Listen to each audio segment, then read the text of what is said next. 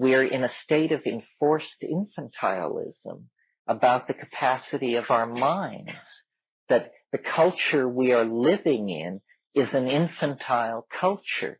Now, we look back at the Victorians putting pants on the piano legs, and we just shake our heads and say, you know, those poor misguided people. Well, but that's only 4 generations ago. We have similar weirdness going on in our own culture, but about the mind. I mean, we look askance at the mind the same way that a Victorian nanny is uncomfortable in the presence of bare furniture. We fear it. We don't want to look at it. And to my mind, most of the techniques that come out of the New Age are based on a guaranteed lack of success. That's what they offer. Because the last thing anybody wants is real change. Because real change is uncontrolled change. The issue that hovers around the psychedelic experience, it was mentioned last night, it's strong in my life.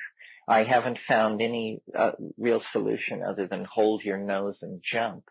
But the issue is surrender. This is something real.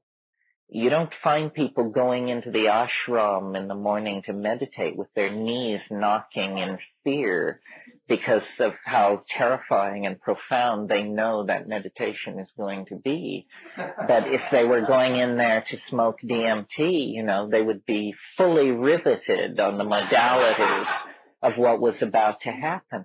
I mean, we can tell shit from shinola. It's just that we don't always prefer shinola. And somehow our inability to get a grip on our global problems has to do with this immaturity about our mental state. The two, I feel very strongly, are linked. And that, of course, we can't get control of the world because we are children in some profound way. And we don't like being children. But the culture has reinforced a form of infantilism. And the way I explain it to myself is it's a kind of unwillingness to go it alone on a certain level. I don't know how many of you remember in Brave New World, Huxley's brilliant dystopia, but there's a scene in there where Bernard, who is the guy who's out of it in the novel because in his fetal fluid they got an alcohol contaminant. And so he's different from everybody else in this society, and he occasionally has original thoughts. And he and his assigned girlfriend for the evening, or whatever she is, are in a helicopter, and they sweep out past the crematoria where they're recollecting elements for reuse.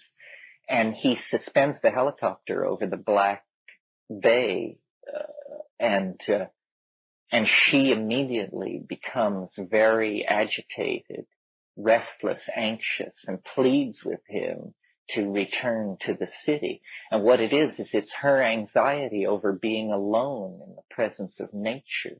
She literally can't take it.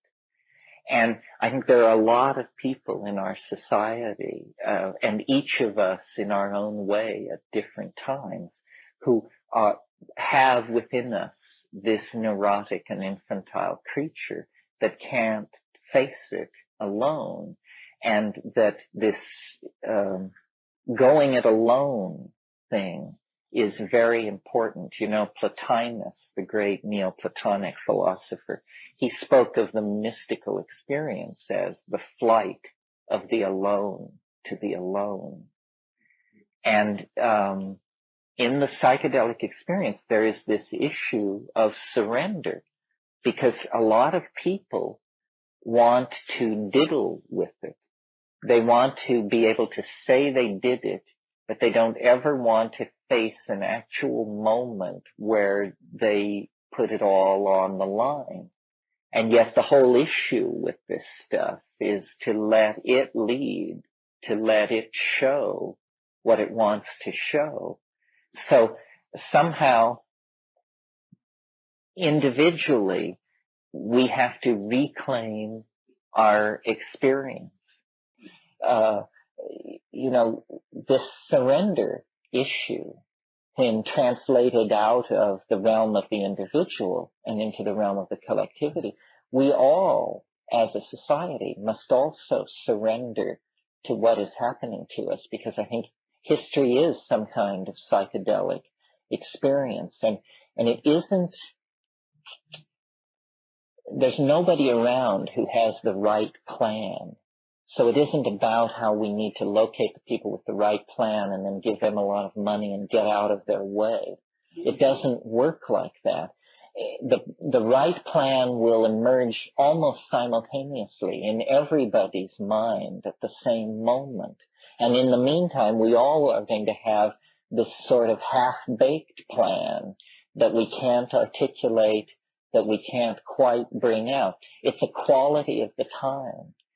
And now there is this tremendous imbalance between like the technological descriptive power of the culture and its moral and ethical power to direct itself toward any kind of rational goal.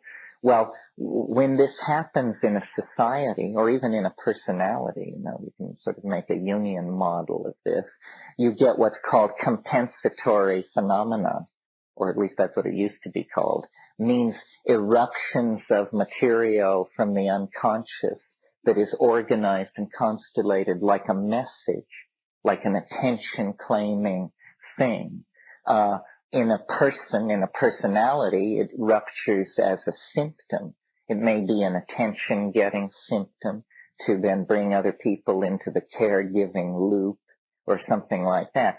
In a society like our own, a scientific society, it takes the form of the irrational appearing in strange forms. Or, can we break through the millions of years of primate programming and alpha male hierarchical dominance and so forth to actually uncover the angelic force that we glimpse within ourselves, that we glimpse with the high definition? I mean, it's really there. If there's a demon in human nature, there is surely equally an angel of equal power. So then it's just about breaking this free. And I don't think it can happen in the monkey body on the surface of this planet. Somehow there has to be an act of surrender to our own nature, and then concomitant with that, a kind of making of a peace with nature as it is.